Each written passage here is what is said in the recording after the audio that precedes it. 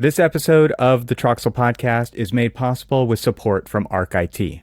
Are you tired of standard IT services that miss the mark?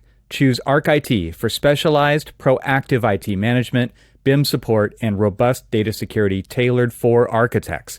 Whether you're a team of 10 or a growing firm of 50 plus, ArchIT understands the architecture industry and will empower your unique creative vision to enable you to do your best work.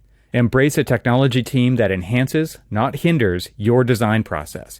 Visit getarchit.com for your free IT assessment and start transforming your firm and your tech experience today. That's getarchit.com.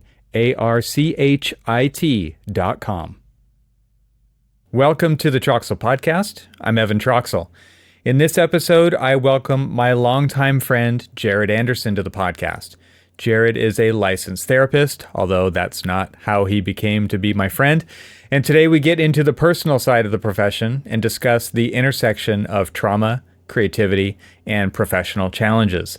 The conversation springs from his extensive experience working with neurodivergent individuals and those with deep-seated trauma. He was also the lead singer and keyboard player in our band System Kid, which you can find on all of the streaming music services, and you can check the show notes for some links. And you'll hear a little bit more about that time in our lives today when we talk about his history near the beginning of the episode. Today, Jared and I discuss the importance of mental health, understanding one's nervous system, how compartmentalization of past traumas affects present behavior, the challenges of introducing innovative ideas within rigid professional structures, how to effectively communicate and navigate interpersonal dynamics in the workplace, some new technologies being used for trauma recovery, and more. Before the conversation gets started, please help me out. If you are finding value in this podcast, please give it a boost by subscribing wherever you listen. It's totally free to do so, and it really helps me attract sponsors, which is what keeps this podcast sustainable. That's quite literally the business model. If you don't subscribe, this show doesn't work. An alternative is for you to support the show directly by becoming a paid member at trxl.co, where you can get ad-free episodes. Just click the join button in the lower right-hand corner on the website. It's even a justifiable business expense, so think of it that way. And finally, if you'd like to receive an email when new episodes are published with all the links and other information as they come out, you can sign up for that at the website as well. Again, that's trxl.co. This was a really fun conversation with my old friend, and I hope you'll not only find value in it for yourself, but that you'll help add value to the profession by sharing it with your network. And so now, without further ado, I bring you my conversation with Jared Anderson.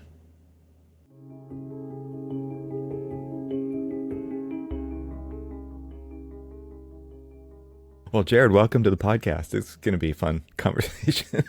Oh, I'm so glad to be here. It's so good to see you.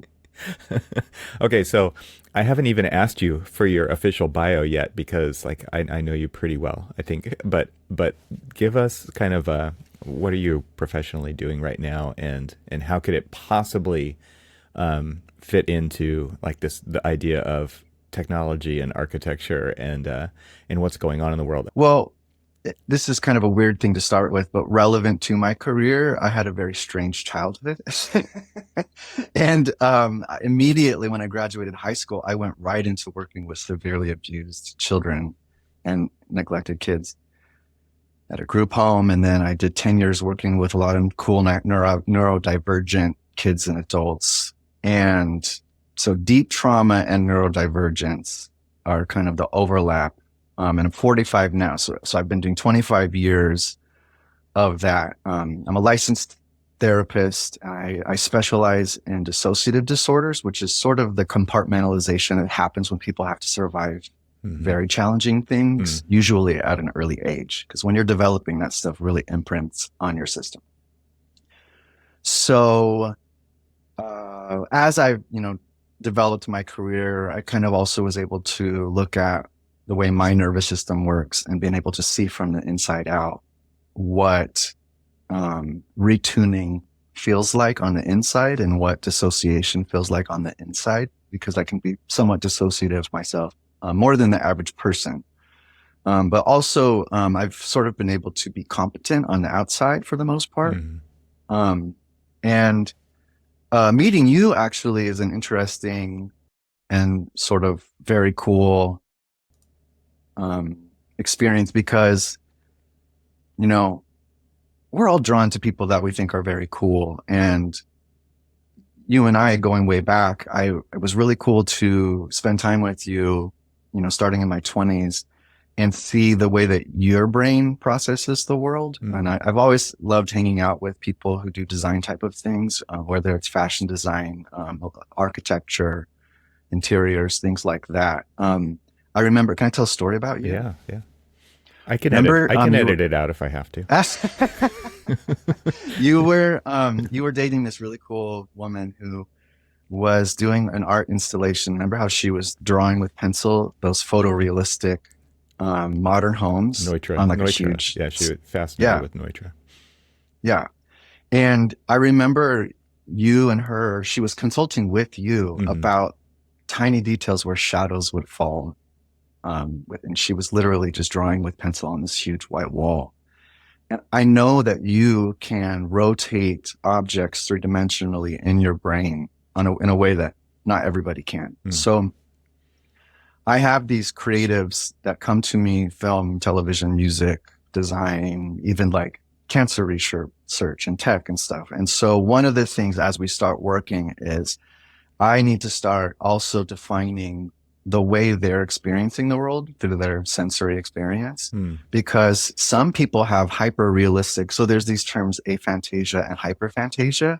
And you may have what's described as hyperphantasia, where you get a more clear picture in your brain. So you can Google aphantasia, hyperphantasia, and there's an image of an apple. And there'll be 5 different boxes with different, so that it'll be an empty box, black and white silhouette of an apple, all the way up to one that's more textured with color, and then one that's fully 3-dimensional and just like a photo of an apple. So people like Temple Grandin, who's a famous, autistic person or person with autism, can play photos realistically in her brain. Now, when you're in the home growing up and you're getting a sense of what feels safe and cozy, and adults are looking at you and seeing who you are, and you're going, oh, they see me, and I think that's how I feel that I am, and your emotions are going back and forth. That's an example of like a safe upbringing. But if you're growing up in an environment that's really rough and hard to survive, people who are taking in so much information, also gifted people who have high intelligence, they're more likely to feel intense things as traumas. They really imprint much more directly because they're like a hot microphone or like a really sensitive antenna. So working with adults who have that sort of trauma, including these modes of survival that are still sort of set in child places in their nervous system, all of that is what I take in. And this is sort of when you were talking about, because I know you have these amazing podcasts where you talk about design. In my brain, I have a sense of this design factor of how a human experiences the world, and when all of their sort of instrument panel are just really blowing up and which is basically, I get an email, I'm experiencing tons of anxiety and depression, and I have these addictive patterns because I need relief. That's how I help people. And so my job is to sit over here and watch all of what they're telling me and then point to them and say, okay, look over there, look over there. And eventually they start tuning it up so that they have a more accurate read on the world. So it's very abstract. I think I'm getting a little too abstract right up front, but that's a broad overview of what I think about and how I think about it. Yeah, I'm curious how you do that, because I think everybody who's in my industry, my profession, has to work with other people, right? And when you're working with other people, it's really amazing to understand those people, right? Because people communicate in very different ways. Like you were saying, like I could rotate something in my brain that's 3D and I can understand it from multiple angles. And I work with a lot of people, like on the client side, potentially, who can't do that at all, right? And it's my job to explain things in a way that makes sense to them. And so it would be amazing to have that understanding of people. So I'm curious, like, how do you I can't imagine it's a short process, right? So there's kind of this relationship building that needs to happen. How do you do that? But also knowing that you're a really intuitive person, right? Like Yeah. you've always been able to kind of get somebody's number pretty quickly, and it's like this superpower that you have.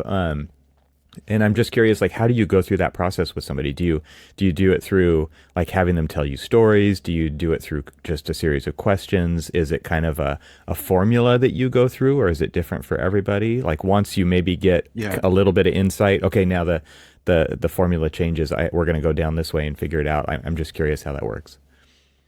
One real challenge just for me as a human being is keeping it real simple, Mm. because for one thing, even though these are highly functional people at their job, when they start talking to me and they know that vulnerable sides of them are likely to be exposed, Mm-hmm. if I just start rambling off a bunch of stuff like I just did with you, they start to dissociate and they forget that they were listening, and they say, I'm sorry, what did you say? So usually I try to just start interacting with them and wait until the end of the session as a way to come back to cognitive thinking. A lot of them have already done therapy. They've already talked about, how much hugs they got in their childhood. Mm-hmm. And they have sort of a basic map that it was violent or it was really a cold sort of rigid experience. But they don't, for one thing, dissociation is your body hiding experiences from you. You can't really notice that you're dissociating in the moment. It's a very strange phenomenon. So when you work with a therapist, I can help you notice it and sort of point it out with the person. So, your question, I was going to answer your question. So I was going to start somewhere, and I already started dissociating myself. That's how it goes. Yeah. I mean, this idea of like, how do you start to unpack who somebody actually is, right? Like, and actually figure it out, I guess. Like like you said, you're kind of building a map of who this person is so that you can be effective with them, right? Yeah. Okay. Now I have my more where I wanted to go. All right, Yeah. cool. So, I don't know how many people, this is not visual for people. It's just auditory. It's both, but most people Okay, listen. So people who can't see right now, there's a blanket hanging in a straight line. Yeah, because I can't tell what it is. I just see a line.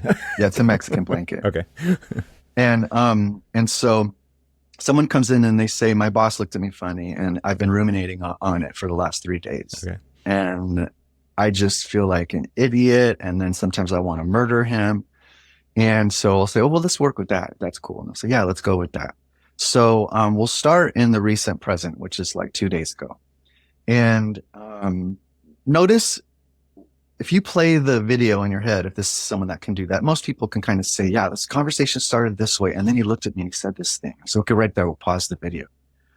And I can notice that their volume and their voice is already picking up and they're talking quicker and they're starting to use cuss word and this fucking thing.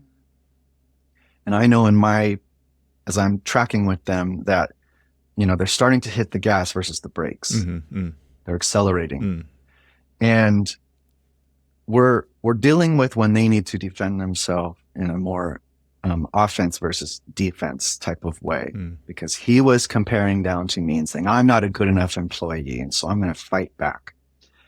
Now, this line that's behind me, usually the client, starting on, which would be their left, reading left to right. This is 9 month in utero, birth, and then the timeline of their life heading this way to current day, they're 34. And I'm pointing to here on the line, which is, today, and then 3 days ago would just be a little smidge up to this way. Mm-hmm. And when I tell them to picture the look on their boss's face, the thing that they said, we boil it down to a sentence of what was happening to me is that I was being devalued. I felt powerless. And so we'll say, well, let's go with that. And because they've already been talking in therapy for 7 years, or because, we have a basic understanding, I'll say, what if you be less thinky about this, less cognitive, intellectual, And notice right now you're picturing that face and the anger. Where are you noticing that physically in your body? And oftentimes anger will have like an up energy that they'll feel physically in their body. It might be in their chest. They might notice that their fists are starting to clench up. And I'll stop and I'll just give some space. Silences are not awkward when we're doing this work, because we're getting out of our head and we're getting into this, type of vibe. And I might also say you could scan back as you notice that knot in your chest, scan back in time. And all of a sudden a memory comes up when they were in 6th grade, when their PE teacher, put them down. And what we're doing is we're starting to line up the feeling in my nervous system with the thought in my head of, I want to kill this person. And also noticing 50% of my anger is happening right here at the age of 34. But there's some younger part of me that's a 6th grader that's time traveling. People who have survived a lot of heavy stuff, they really are almost in 6th grade place. They're time traveling. They're both at 34 and the 6th grader is really present. And then what happens is a lot of different events start to overlap. Then I went home from work furious, or I had calmed down a little bit. But then when my girlfriend looked at me a certain way, I took it out on her the same way. And then when my mom called me, it's been 3 days of me just both spacing out, dissociated, and then wanting to kill everybody that I see on the street. So we're starting to just notice in time all of these dissociated events that are not really accurate reads. Yeah, my girlfriend annoyed me a little bit, but it wasn't so much that I wanted to, punch a hole in the wall. And my mom is a tricky one, because my mom was also, didn't protect me when I was in 6th grade, didn't call the school, you know what I mean? So what we're doing is part of surviving trauma is having a cohesive narrative that both lines up in time and it lines up in your body and where you're feeling these sort of abstract feelings and cognitively in the front of your brain. And people, when we work together week by week, I send them out in the wild after an appointment. And I say, so this week you're going to notice when the gas starts to rev, and you're going to notice, am I spacing out? Did I leave the office with my, out of my body? And then come back and let me know, how did it go? Did you remember to sort of read the instrument panel? And that's tricky. Yeah. We have to do it usually for a while. It's like everybody has these things going on in their lives, and so does everybody else around them. But it is so hard, I think, for normal people in their day-to-day to remember that. I mean, that's just sounds so basic, and yet it is just so difficult to actually do, to know that everybody's experienced something very different than you, most likely. And yet there's still this kind of general application of we're all the same, right? And on some levels, we are all the same. And on some levels, we're so extremely different. And it's all part of our history that's gotten us where we are. It sounds so simple to even say it out loud, right? But this plays out day after day. It plays out with your supervisor. It plays out with your employees. It plays out with your clients. It plays out with the person who works at the city. It plays out with the contractor who's building the project. Like there's so much there. And like this whole idea of disassociation and like I can perform, and yet there's so much complexity underneath the surface that has led to this point. And most people, like, there's no time to talk about that. I'm curious from your point of view, like in the busy day to day of what normal life is nowadays, and with all of the distraction and all of the apps and the notifications and everything that's going on that really keeps us from even thinking about that stuff, from really like pulling up the dashboard and looking at what's going on internally. Yeah. Because it's so easy not to nowadays. Like what are the consequences to that? What do you think? How do you think evolution is going at this point where there's so many things pulling at your attention, which is pretty much your most valuable resource, right? In that day to day, that's actually getting in the way of understanding people, and maybe even understanding why we do things in the first place, or why have I chosen to pursue architecture? What was that even for? Because the day to day requirements are so high, just to get things done, and then there's all this distraction layer on top of that. Yeah. I didn't answer. You were talking about how do I talk to a client that's really dysregulated.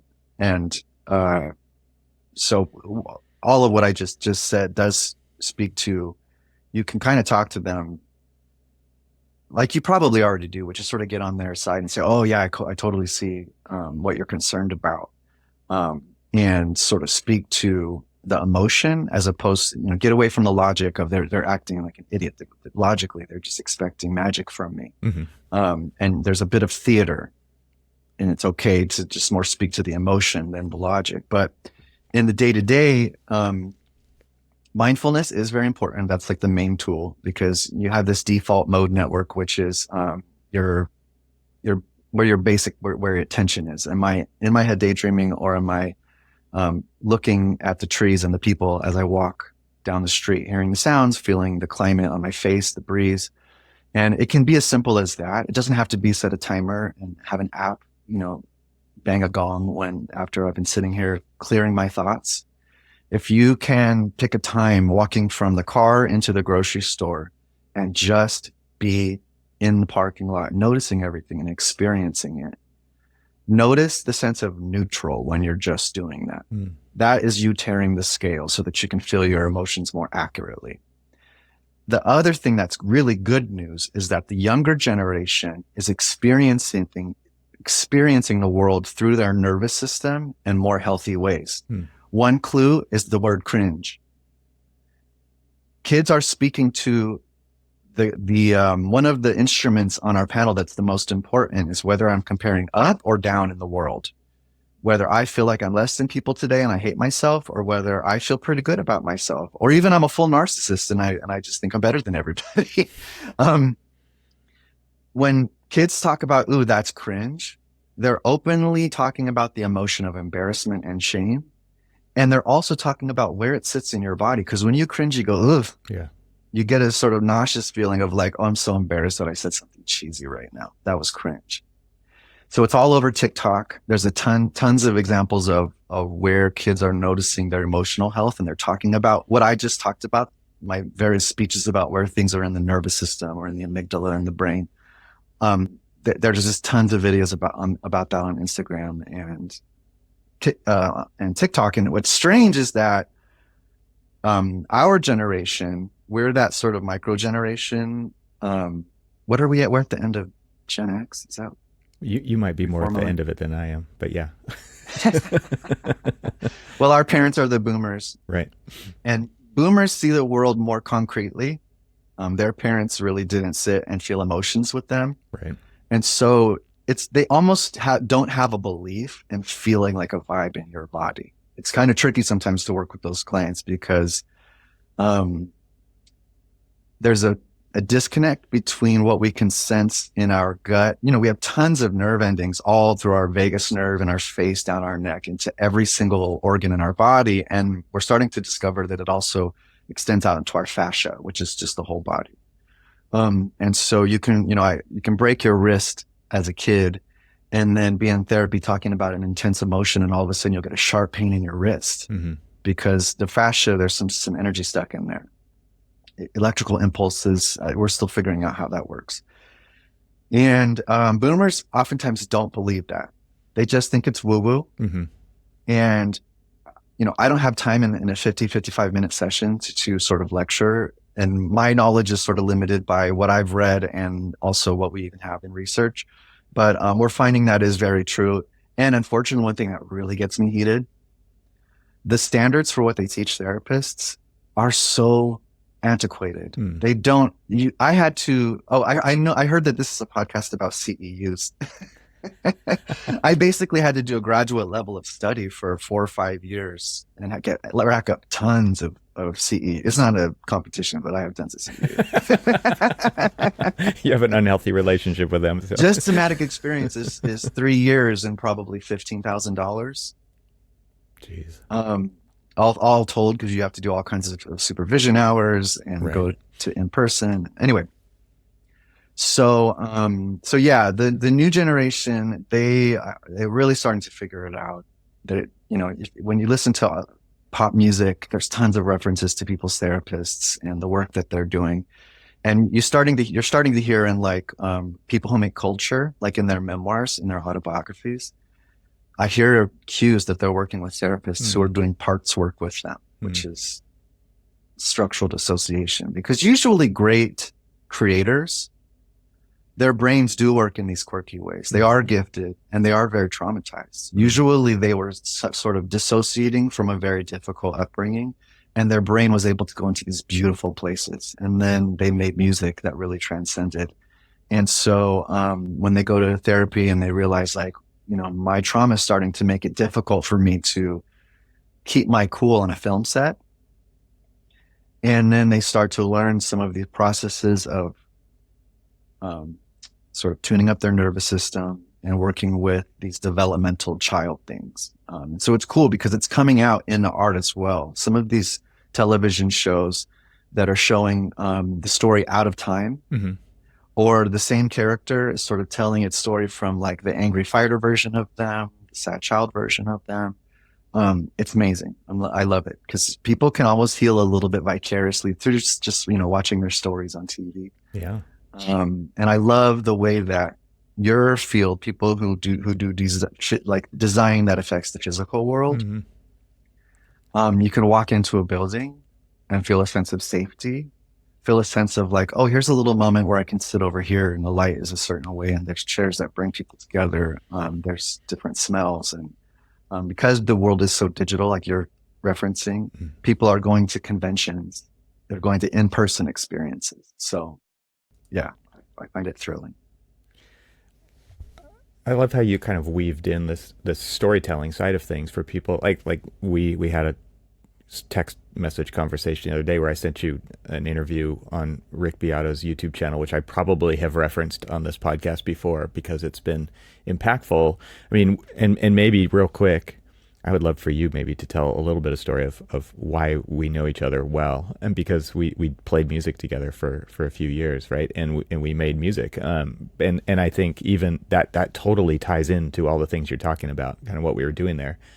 But this idea of using this disassociative coping mechanism that people have to go somewhere else and make something really interesting. I mean, that to me, like what you're describing there in my terms is architecture versus buildings. Like you're actually talking about things that are special in different ways than what people normally experience when they just go into any old building, especially like a big box. So, most people spend most of their time in just what I would just call buildings, but not architecture. And you go somewhere special or someplace that makes you feel special because somebody had an intention to design a space that could take you into a different place, for example.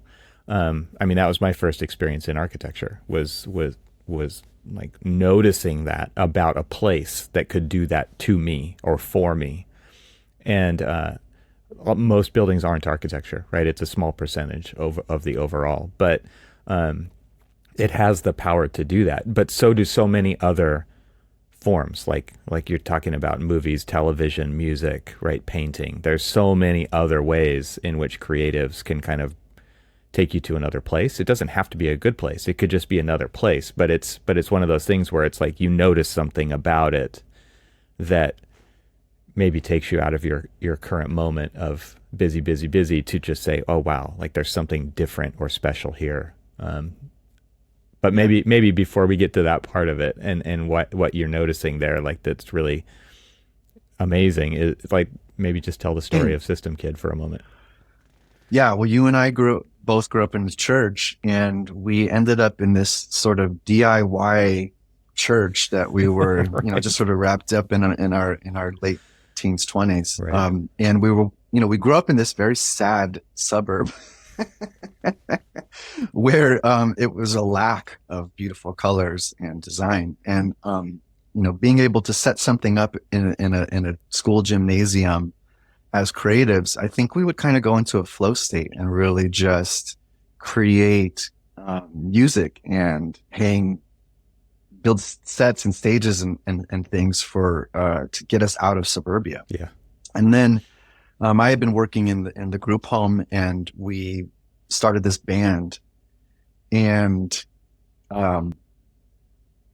it was so cool because not to butter us up, but we were lucky to find good players. Yeah. The four of us, all of us were pretty proficient at what we did, and we all have a bit of a design mind.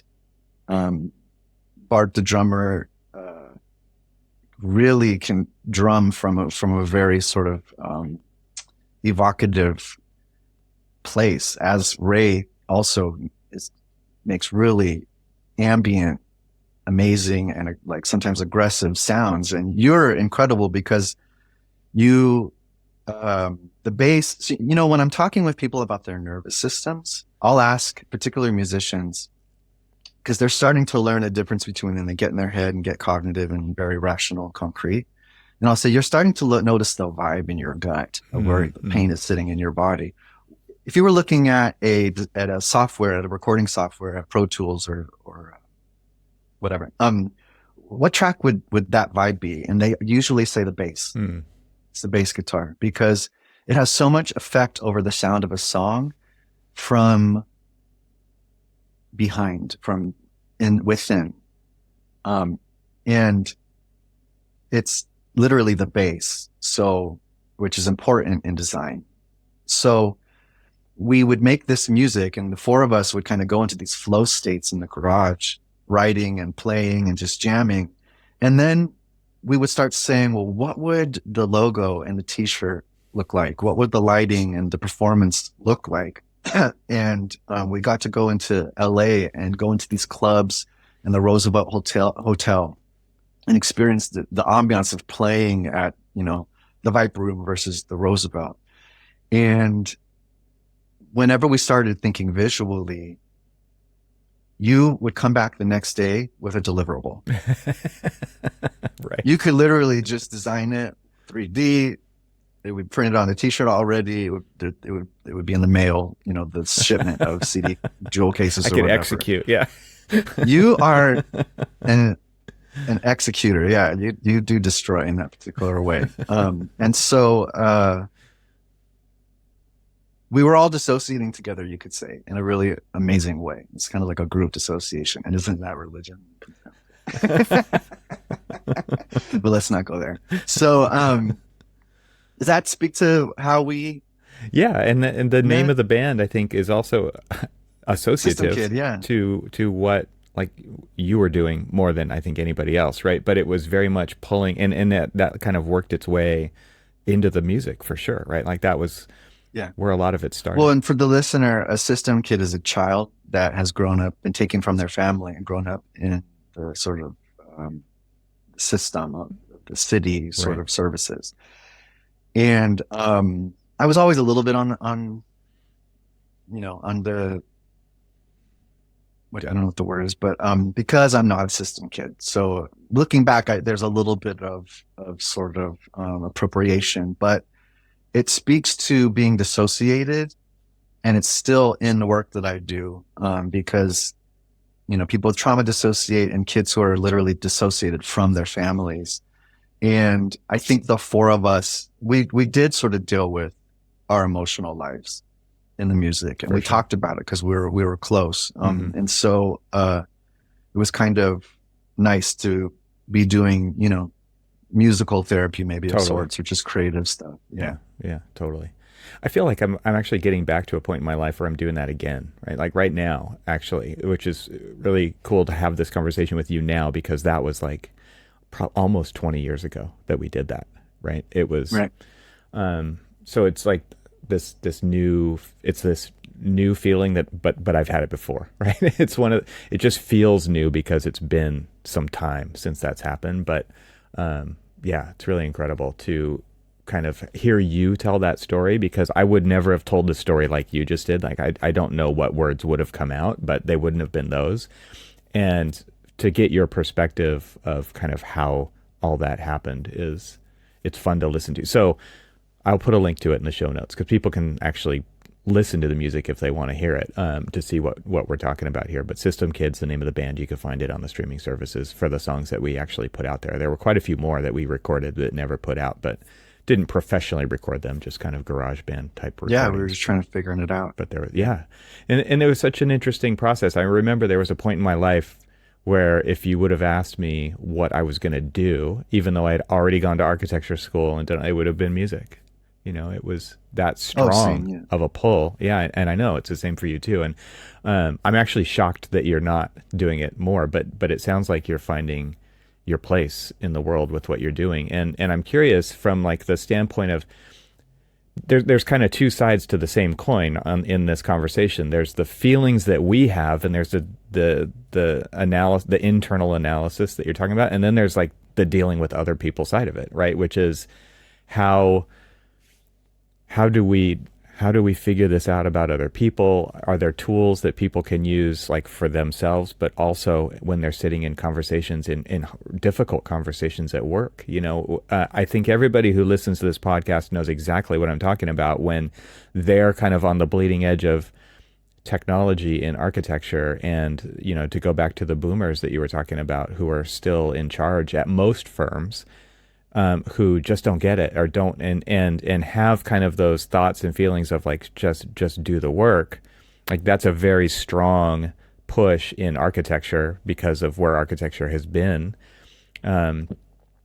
For how like everybody needs to experience. There's an assumption that you're going to experience the profession the same way that they did. And it's not the case. Like you're talking about what's showing up in TikToks and Instagram videos nowadays. Like that's what's showing up in firms too, right? That these people are bringing this new awareness to the profession of architecture. And there's also generations in architecture who don't want to hear about it, right? They think it's woo woo, right? To go back to your words, right? And it's like, what do you mean? Just do your work, like just show up, just work more.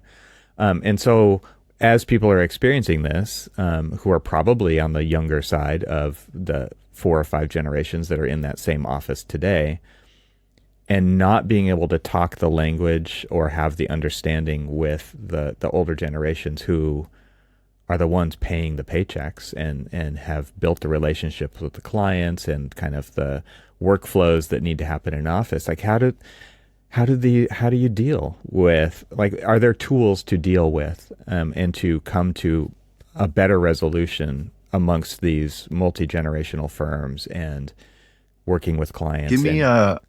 Can you give me a scenario? So, yeah, I mean, I think that the scenario is a lot of people who are in this small niche of architecture, who are really technologically advanced, avant-garde, like they're bleeding edge. They want to do things better. They want to get rid of the mundane work through automation and tooling, right? So that we can do incredible design work because the timelines are short and the budgets are small. And previously the answer was like, just work harder and work more, right? And you'll get paid the same, you know, there's no such thing as overtime. There's no, like, all-nighters were typical. That's changing, but it's changing so slowly. And technology adoption is really difficult in these firms that have been doing the things that they've always done, right? So a lot of times these people are beating up against, you know, a hard ceiling of like, no, we're going to continue to do it the way that we've always done it. And so how do you bring these new ideas, these new like introspective understandings, understanding more, a bigger range of emotion when you're dealing with people who run the firms who don't? Yeah. It's tricky because the first thing is we want to be careful not to run the risk of condescension, of just going, how can I sort of fool this old geezer into getting what I want? Because the tricky thing is that you do sometimes, we need to speak the language that they speak, even though our values are not aligning. And so there is a little bit of, you know, I just, you know, start out by just sort of checking that I'm not being cynical when I go into talking to somebody. The next thing is is keeping in mind, compare up and compare down, which is sort of the shame spectrum. and leading with um, showing respect to the person. I know you want the best for this company, and I've noticed that you really care about what we put out there. And so I thought you might be interested in this approach that I just found out. And that's tricky because, unfortunately, if there is someone that's older and maybe just you could just get a sense of rigidity in the way that they see the world. Working with rigidity is just tricky. Yeah.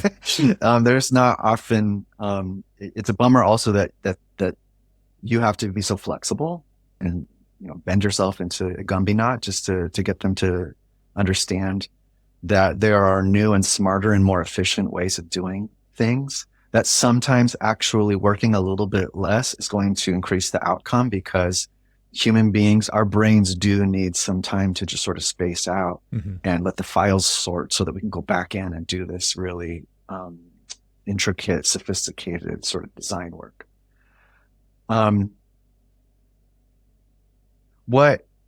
So this is like, this is sort of a designer who's in a firm, and there's a leadership structure where they're trying to pitch ideas to the leadership that just want to do things the old way. Is that what you're saying? Yeah, I think that happens a lot, right? But I don't think that's specific to this profession either, right? There's kind of this that rigid structure is in a lot of creative fields where people go in with this passion for, they come out of school, they want to do things. I don't want to just say like they want to do things differently, Okay. but they have a different point of view than maybe previous generations have. And the structure doesn't allow for that as easily as they would hope. And then they kind of retreat and maybe even go outside of the profession because they just keep hitting these ceilings. So the human brain does naturally, it's designed or it's evolved to make stories and to make logic out of things. And the main construct is through relationships, personalities. That's sort of how we survived, is by collectively working together. It's sort of where evolution went, is sort of individual creatures like reptiles, warm-blooded animals started to sort of collaborate a little bit more. And then humans were able to take things to another level with collaborating. And what I'm getting at is, me as a designer or someone young who wants to bring something special to the design and to the career, I guess. Before I go into the office and deal with this person, I want to deal with the parts of my emotion and the parts of my personality, and kind of ask, when I go in there and talk to this person with power, what is my relationship with power? In what ways were teachers and principals, policemen, parents, adults intimidating to me? Did I feel misunderstood by them? Did I feel like I never had control in those situations or agency? And so in the car on the way in, it's okay to talk to yourself a little bit and say, hey, parts of you that are afraid of this boss, that are just so frustrated with how they won't let me move, feel that when you're driving. And anytime, this is a bit of a bird walk, but this is actually very concrete. Anytime you're doing something that's bilateral, anytime the left side and the right side of your body are going back and forth, this is when these little micro movements that we do on the steering wheel, just adjusting the car, going a little bit this way, a little bit that way, that's happening subconsciously. We're not usually consciously paying attention. We're not consciously paying attention to scanning from the pasta on the left side of the grocery store aisle to the paper towels. But whenever we're walking, showering, driving, you're more likely to zone out. Autopilot. And all these autopilot states that are doing bilateral stuff are sorting files, sort of. And you're more likely to have a little bit of emotion, maybe some inspiration. That's when you have your best ideas, is on a walk. And so keep your eye on the road. Make sure that you're like sort of staying present, and then also going in and staying present at the same time. And you might feel a little bit of that frustration, and you might feel yourself starting to space out a little bit, because I'm about to go in and have a hard conversation about, I need more budget for this project. I really think we should use this material that's going to be striking when humans walk into this place. and say, like, there's a sense of, get a sense of how old that feels. It's like, yeah, I feel like I'm being treated like a furious teenager or just like a child. I want all y'all to sort of sit back and just be cozy playing your video games or whatever, and just go in there in your full adult form as much as possible. Or you can also bring in your friends, your, loving grandparents and sometimes there's this Maya Angelou clip on Instagram that I've seen recently where she says, invite your ancestors. I know these things sound very woo woo, but believe it, because we are very suggestible even to ourselves. That's why Buddhism and some of these ancient sort of religious or spiritual or mindful sort of approaches, even Freud, differentiate between the self, that's witnessing, and some other part that's experiencing, that's reactive. And so when we're doing, therapy, we're trying to start to be self-led, which is the most adult me that's talking to you right now on this, video call. And I noticed you nodding that I just said something. And so you and I are confirming that we're here in the now. But when I was telling you the story about us in the garage, I was getting a little bit of tingles because it was so exciting. And I was kind of like back there and I lost you here in the moment. And so we wanted to be able to, in the moment, be able to, just like I said before, sort of like checking the various camera angles, and sort of, go in and say, I'm about to walk in this office. Let me notice if I start to space out when I'm trying to make my point. Let me notice if my throat gets a little caught up. And oftentimes what you want to do is slow down and just stop for a second. You might ask to just run to the restroom and come back. Go in the restroom, breathe for a second, look in the mirror, look at the paper towels, smell the restroom. When you get in your sensory stuff, you start to come back to the building. And then you can kind of regroup and say, okay, what's important is that I go in there and remember he's thinking about budgets and about, bottom line stuff. So I want to speak to what he wants without being too condescending to him. But also sometimes there does take a little bit of theater and just, getting on their side and saying, yeah, I know we want to do something really great. I know that you've always saw this company as whatever.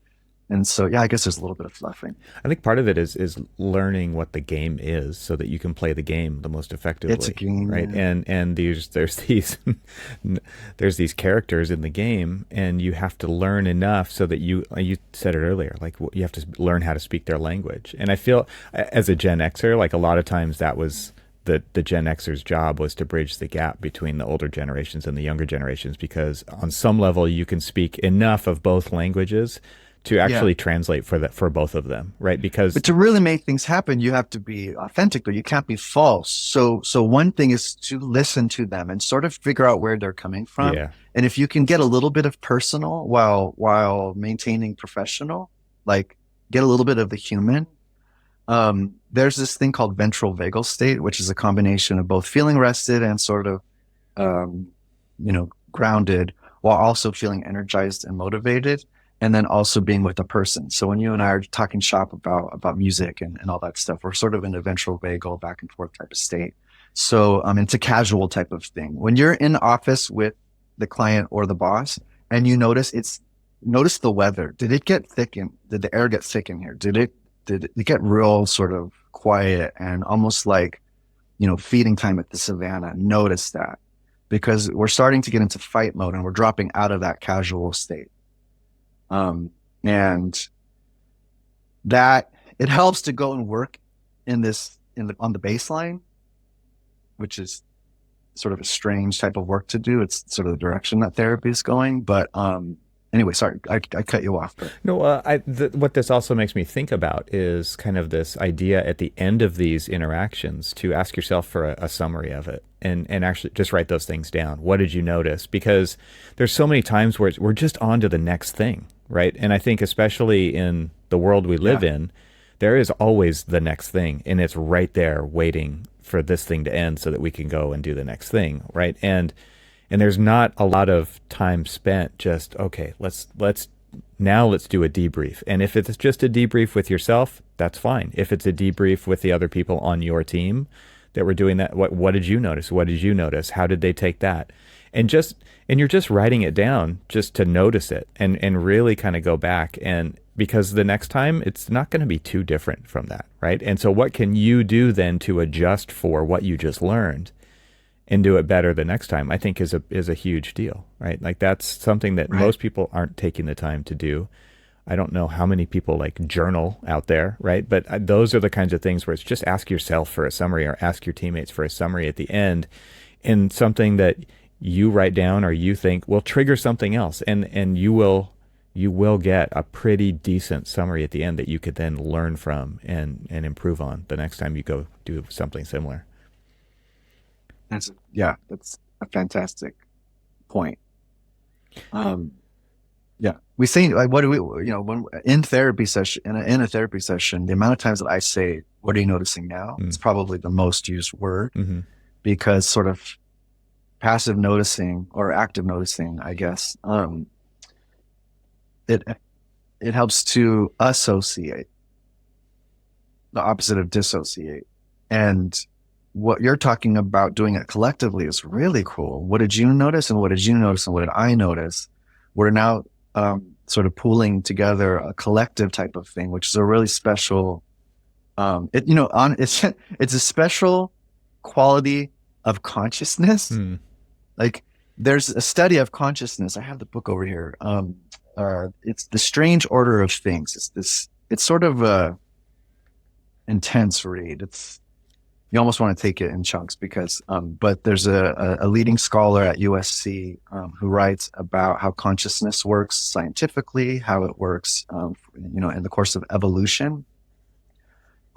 Even the word cultures, he sort of connects how cultures and bacteria, how bacteria sense their little world and where's the food and how do I reproduce. There's a parallel with how human culture is our collective noticing, like what you're talking about in a mini way. After a meeting, but in a macro way around Marvel or Taylor Swift, is sort of like we're pooling our values and the direction that we're moving. Like when we talk about TikTok. So in a design group, putting that on paper, you do want to keep something concrete, so that you have a map of what you're doing. Just like what's the guy who created the what I have it right there. Let me just grab it. Sometimes I forget the name of this. He's the record producer who worked with David Bowie. Oblique Strategies. That in a creative, you want a frame, you want rules, so that you have at least some parameter to then go crazy and just create in a creative way. Yeah. So these oblique strategy cards. I've heard of that. Yeah. There's different versions of that. There's one that Brian Eno. Yeah, Eno has a set. There's some famous architects like the Eames have a set type, I think. And then there's like the IDEO. There's a D school at Stanford, and IDEO is a design firm that's like just a design firm. They'll do anything, and they use these kind of strategy cards to kind of kick off conversations and just see where they go. Yeah. And it's just like David Byrne has something to do with it too, maybe. I think that's another one. Yeah. Spiritually, he does, doesn't he? Right.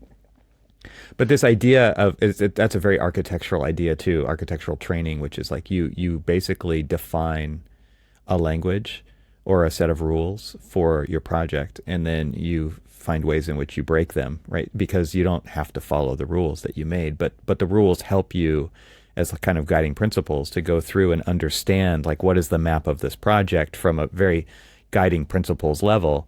And then where do you very decisively decide to break those rules, right? To achieve something important, for example, Right. Yeah. It's interesting to think about. A lot of architects are trained that way, but I think a lot of we forget that we were trained like that. And it's good to go back and think about those kind of foundational things in architectural training that make us a little bit different than a lot of other people out there when it comes to problem solving. So, yeah. Yeah. I have my scaffolding is I have to know the basic goal of every age level of a human developing, like because fetuses are very impacted by what mother was feeling.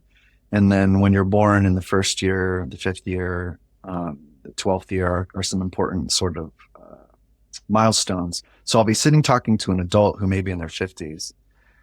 And we'll start off with the problem that is a very 50-something-year-old problem on a, let's say, like a film set. And then the feeling and the emotion may actually be pre-verbal.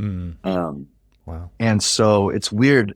Halfway through the session, once they get into their nervous system, I may be talking to this person in their 50s like a baby, like very soft, gentle. Oh, yeah, not a lot of language. Yeah. Oh, ouch, it's rough. Which would creep a lot of people out. Before you go through puberty, or maybe around the age of 8, earnestness, like Mr. Rogers vibes, is people hate that. It's so cheesy and so whatever. But the weird thing is that I have this design scaffolding in my head, and because it is real and it's true that people can very much associate that way. That's sort of proof that this 50-year-old would never let me talk to them that way. But when they were that age, never got it. And right now through a Zoom call, they'll get it. It's a very strange type of thing, but I can't be jumping around from like baby to teenager. It will really throw the person off and they'll hate it and they'll leave and never come back.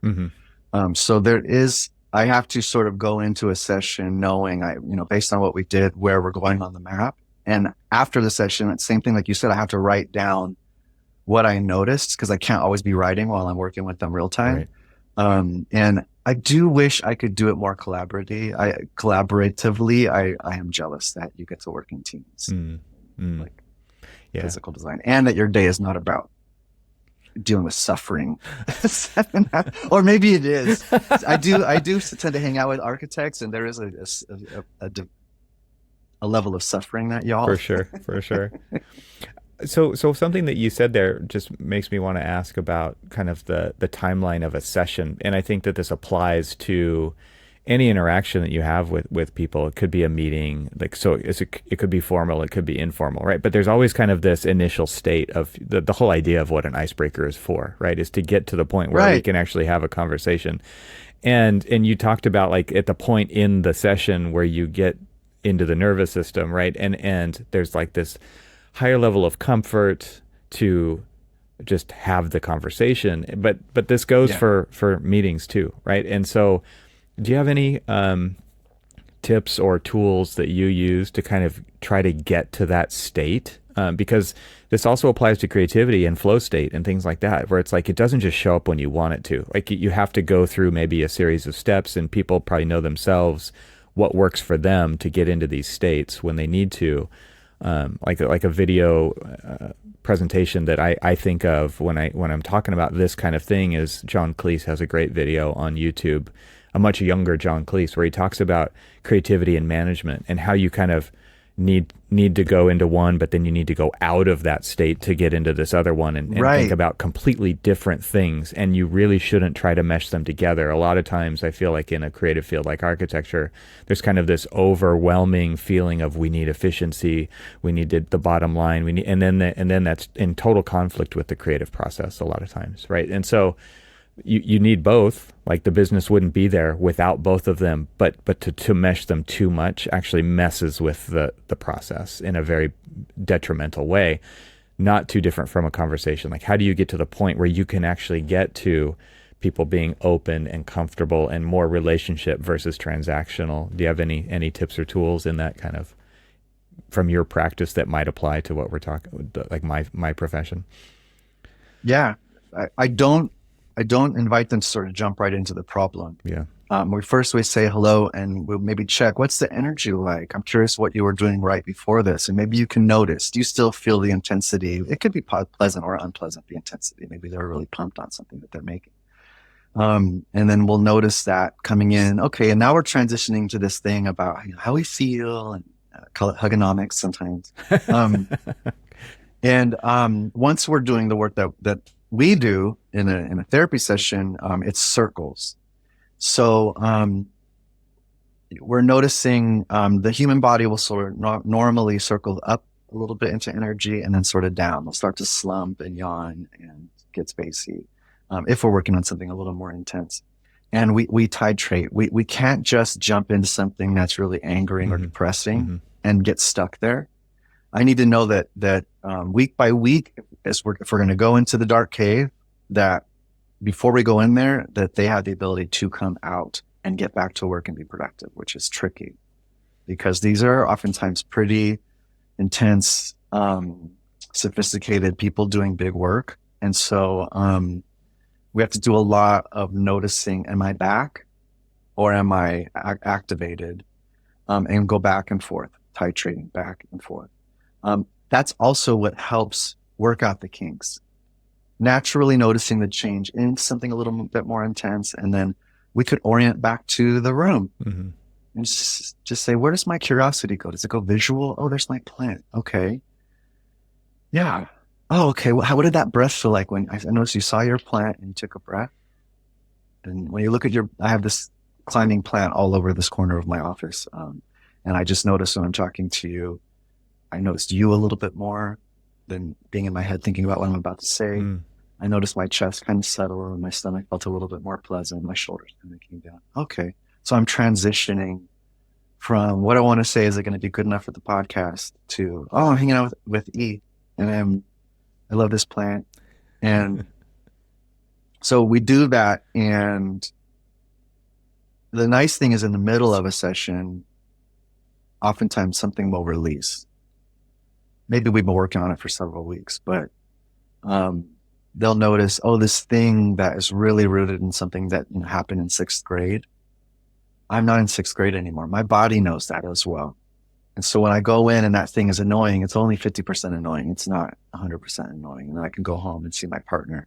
And he didn't really piss me off because it has nothing to do with my boss. Because also at the end of the workday, I really paid attention to the transition of okay, I'm going to sort of let some of this fall off when I walk from the office into the car.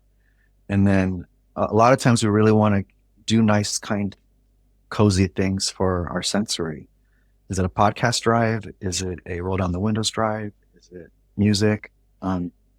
Lighting incense or putting a scent in the house. Really noticing that I really want to smell some delicious Indian food tonight.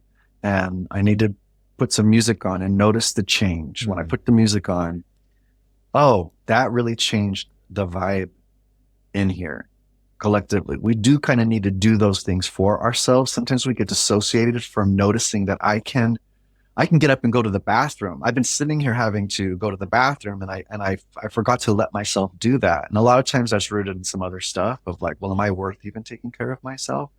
But my job is to point and say, notice this, notice that, notice this. And hopefully we start to do that. And it really does improve productivity because we're noticing what's wrong about my state right now that's not allowing me to go into that creative flow state.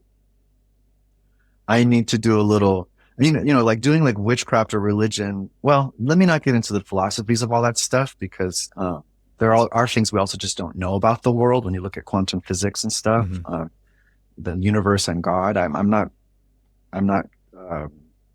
devaluing that information, but a ritual, which is sort of the shared thing, human beings and ritual can be really important to transition us so that our nervous system knows I was doing that and now I'm doing this. And whether it's going from creative to more, accounting and that type of stuff, or the other way around, we can kind of get a sense of how we transition ourselves with a little bit of love and kindness, not to be cheesy, but yeah. Also, I'm curious what it sounds like everybody's got some amount of this structural disassociation, right? And this compartmentalization of past traumas. And I'm just curious, what the value is in your eyes of working through that stuff. Because you're doing this for a reason, right? And everybody has these things. And I think a lot of times we feel like I'm not going to deal with that. There's not any value in dealing with that because I have enough in front of me right now that I need to worry about, right? And so when it comes to what are the benefits of going through this process and shedding those things that come up, and you're like, oh, that doesn't serve me anymore. I don't need to deal with that anymore, even though you've maybe unconsciously been dealing with it for decades at that point. It is a broad spectrum. So for people who did get enough hugs in their childhood, for the most part, particularly if you can remember just a good deal of things from your childhood, we lose a ton of memory. You're not expected to remember everything. And some people have superior autobiographical memory, but some people their childhood's a total blur, and that's a bit of a red flag. And so if if you know that you're relatively well regulated and not super reactive in the world, then your sense of like, it could just be your inner child. It can just be being kind to the sensitive part of you and the vulnerable part of you, and just keep it, one younger you, and then just the you in the present eyewitnesses. I am feeling a little sad today, or just a little touchy today, or I don't really feel good in these clothes today. But for people who don't know what it's like, those of us who have survived much more complicated things, including if it was a very rigid, cold experience as a child. And it's hard for those people because they can't point and say I was beaten or sexually abused. But if your parents were very rigid, it was a very Midwestern or a super like rigidly religious type of experience, there can be some pretty intense, even dissociation, but certainly like attachment injuries, which is about how you feel love and how you're seen or see other people. And so that's when you're going to have parts of you that have to defend you in opposing ways. The parts that really want to go toward the person you love, and the parts that run away from them at the same time. Now you really have to dissociate because you need to survive in two different ways. Mm-hmm. And those are both very sophisticated ways of surviving. Mm-hmm. And that's when you might want to go talk to somebody who can work in these sort of, if you get the book, The Body Keeps the Score, and you skip to the end, there's a list of sort of forward moving therapies, and there are technologies like TMS, transcranial magnetic stimulation, that can be really cool for like where you experience like unsafe things in your brain. There's vagus nerve stimulation. They can implant for some people that have pretty severe depression, something in your vagus nerve, which is the main nerve that tells you what emotions are coming from your body down to your gut. There's EMDR, although be careful with EMDR for people who have severe trauma. It's a blunt tool. EMDR is that bilateral back and forth stuff in a therapy session. And some people will go get trained in it, and then they'll just start doing it, and then people will dissociate and get super activated. But anyway, go get that book. And like one thing you'll look for if you have somebody in your life that you love, but oftentimes people who are very charismatic, very gifted and creative, and had a difficult childhood can be both so charismatic and also very reactive.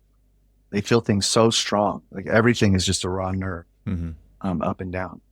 And so that may be someone who has structural dissociation, but you wouldn't know it usually unless you realize, well, I really am a different me when this happens, and then I'm a different me when this happens.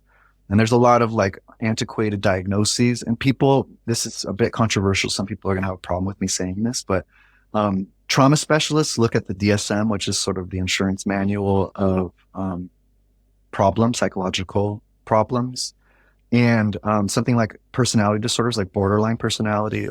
Trauma therapists don't hold too tight to that stuff. They see that as someone who has different parts of themselves that's rooted in their nervous system, the parts that had to fight, the parts that had to shut down, the parts that had to go into like a play dead mode, which is what depression essentially is.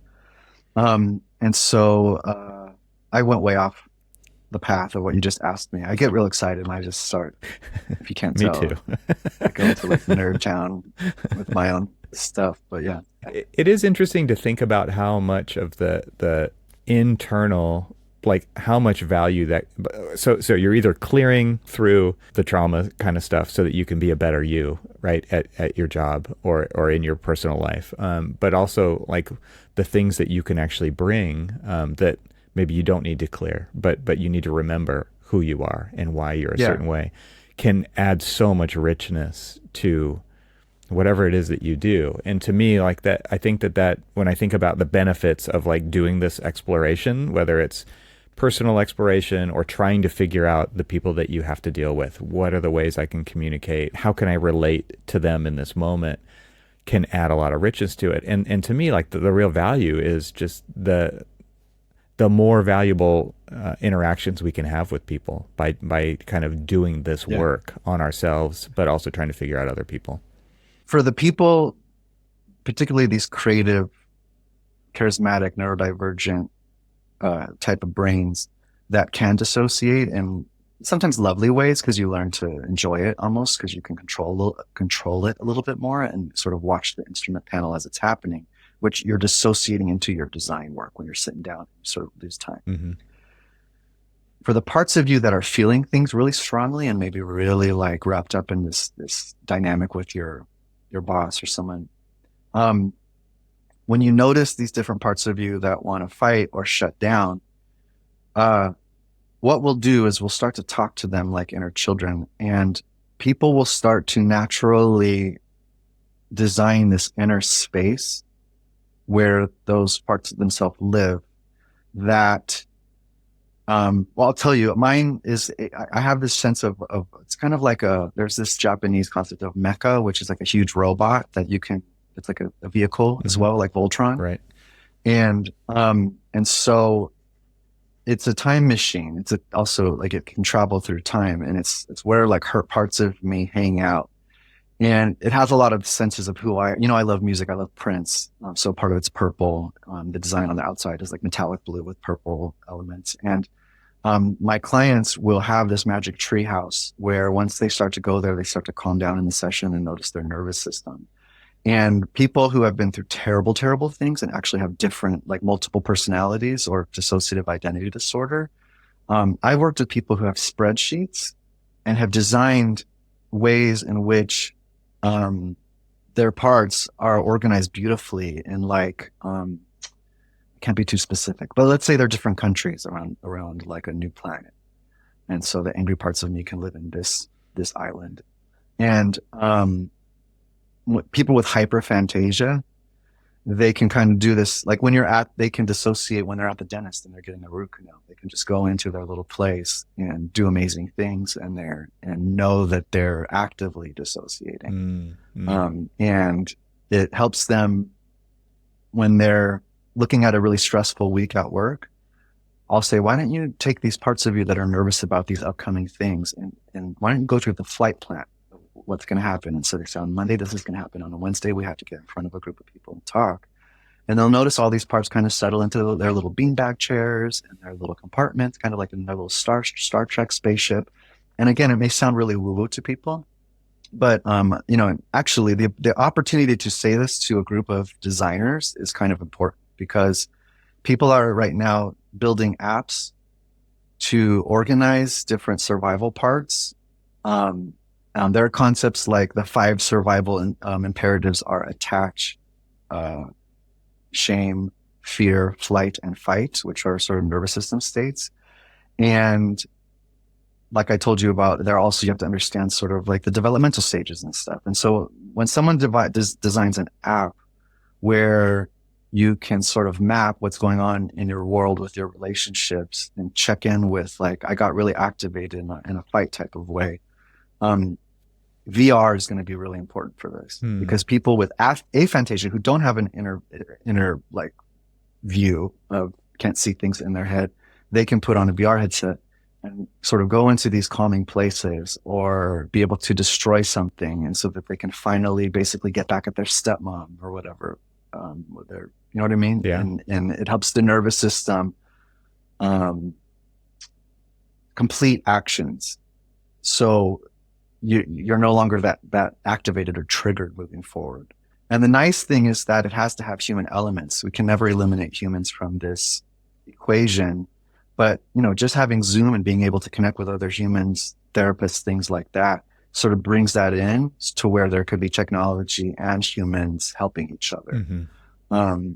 And if you could actually design like your inner spaceship on a phone or in a through AI or something, and then know today this happened, I'm going to this part of me. Being able to concretize things is the realm of design professionals. Yeah. People who make things concrete. Right. So you can cut out some of the other bullshit and just put that in there, because that's sort of that's interesting. my heart's plea. Yeah, that's cool. And give me a cut. Please consult with me. I'd like a percentage. Oh man, this has been a fun conversation, and I've learned a lot today. I feel like I'm also learning this stuff in my life, right? And to kind of hear the science behind it from your perspective in a very different field, and through the experiences that you're having working with clients through these traumas and through all of these things, it's an incredible resource for me to be able to ask you these questions, but also to give this conversation to a larger audience. And so I appreciate you doing this. Well, you've been an incredible resource for me, both in the way that your brain works and also because you're a calm, safe person, which is sort of speaks to what we do. It's meeting people that are chill and fun to hang out with and smart. So, yeah, I love you. You're the best. Thanks. Love you too.